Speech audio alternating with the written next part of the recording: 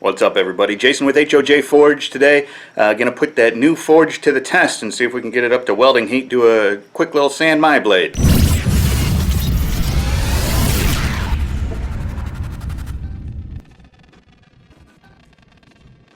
So for this one, there's not going to be a separate Patreon video. I'm just doing a 3-day advanced screening for the patrons. If you want to check out any of the Patreon videos, sometimes I do more in-depth videos. You know, a lot more of my thought process and things. This, I'm just seeing if this new forge will get to forge welding heat, and you know, see how quick we can bust out a little sand my style knife. But I'll put a link in the description below. You can check out my Patreon for as little as $1 a month. You can get all the benefits of that. Otherwise, let's get to this build.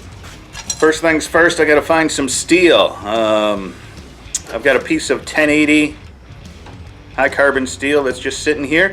And then I got plenty of this bandsaw blade, which I never seem to use. So I think between a 1080 core, which will get nice and dark, and the bandsaw blade, which should stay nice and light, I'll get a really cool kind of sand my pattern out of it, and a nice hard blade. Just have to cut them down to size real quick.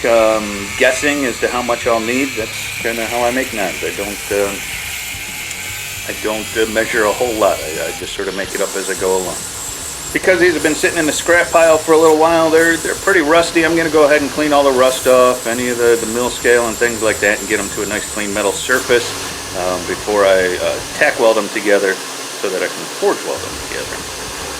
The bottom contact wheel seems to be going really good. I'm also going to grind off the teeth so that I think if I don't grind them all the way off but leave kind of a wavy edge down there, that'll make a really kind of a cool Hamon sort of looking, you know, where the 1080 and the 15N20 of the bandsaw blade meet up. It'll give it kind of a Hamon sort of look.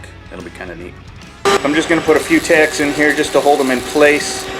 If you don't have a welder, I guess you could use a baling wire or something like that, but putting a couple of tacks in there really helps out, makes it a lot easier. So I throw the steel in the forge. I want to get it up, you know, so it's just turning a little red, maybe slightly orange, and then I'm going to pull it out, throw some flux on it, and then let it heat up the rest of the way. I just use borax for flux, which helps keep the welds clean. But just sprinkle that on there real lightly and throw it back in the forge. Okay, so it's up to forge welding temperature fast. I mean, it's getting there quick. So I've got to pull it out and not forge welding in propane a lot. I'm not exactly sure what to do, but I'm going to go with my normal forge welding procedure that I would do if I were using coal. First heat, set the weld, throw it back in the forge. Second heat, refine the weld, hit it again, reflux it, throw it back in the forge. Third welding heat, refine the weld, throw it back in the forge. Fourth welding heat, now I can test it on the sides to see if the weld's stuck, and it looks like it has. You know, I'm pounding it pretty good here on the side, and I'm not seeing anything come apart. I'm not seeing anything cooling down at different rates. It looks like a solid piece of steel for the most part. I'm happy with the weld, so I'm going to go ahead and start forging in a real quick tip. This is going to be, you know, just a bird and trout knife, kind of, you know, a small utility knife sort of thing. So nothing too crazy, but let me get a blade shape forged here. So with the blade shape pretty much set, I need to start doing the tang. I'm going to do a hidden tang, probably do a brass guard on this. So I'm going to use my guillotine tool and set the tang back, you know, the offsets for the tang. Between the guillotine, setting those shoulders, and then flattening out and keeping the thickness right, it's going pretty quick.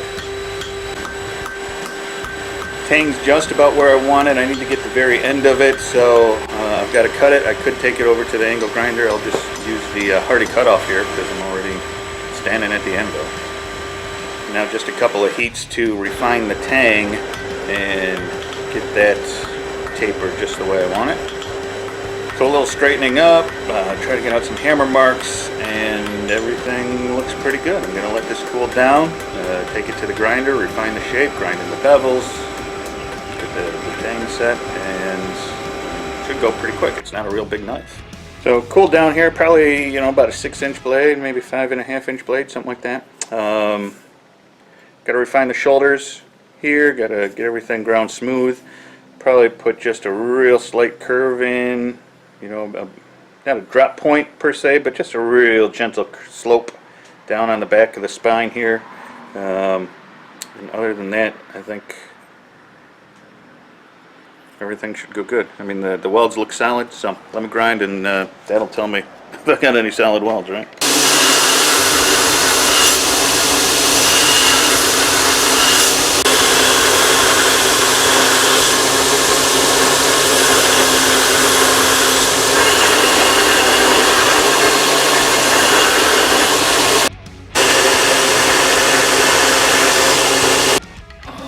Once I have the shoulders cleaned up on the grinder a little bit, I take them over to the vise and use some files just to get the last little bit of shaping in there. I want to do that by hand because the grinder can be so aggressive.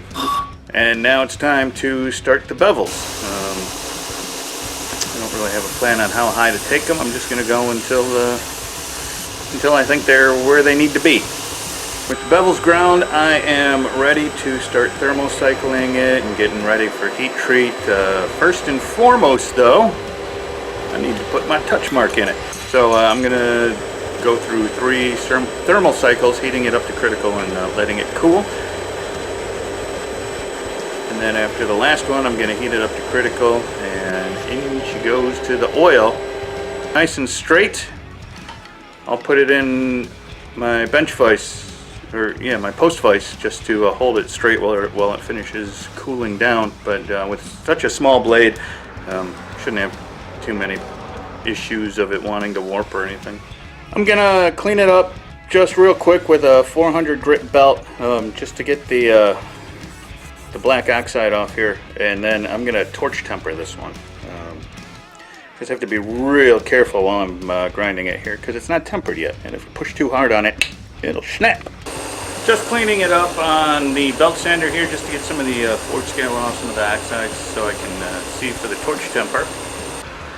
I don't normally torch temper knives. I prefer to just throw them in the oven so that you know, I know everything's done right. But it was just a little thing, and just want to get it done today. So I'm going to go ahead and do a torch temper. I don't think there's anything really wrong with it. It's just not how I prefer to do it. But I'm going to try and heat the spine up to blue and let the straw colors run down to the edge.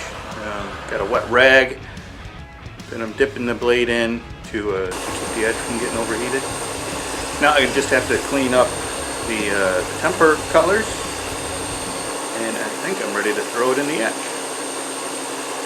So I'll throw some pictures up of it in the etch after the etch here. I'm going to wrap this video up at this point, but it came out looking very, not so much San Mai, but almost like a hamon, or like a reverse hamon. It's like a dark hamon